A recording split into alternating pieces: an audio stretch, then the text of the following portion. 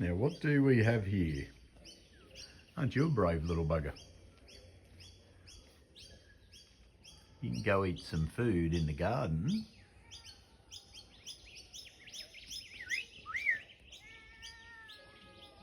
No, Mr. Pussycat, you can't have it.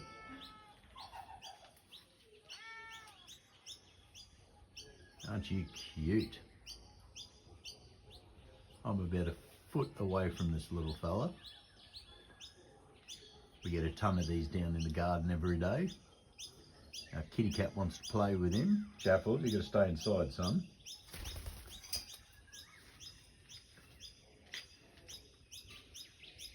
You can see why lots of people feed you guys. Give you plenty of native flowers and bits and bobs in the garden, and you're the buggers that eat my guavas, aren't you? Yes.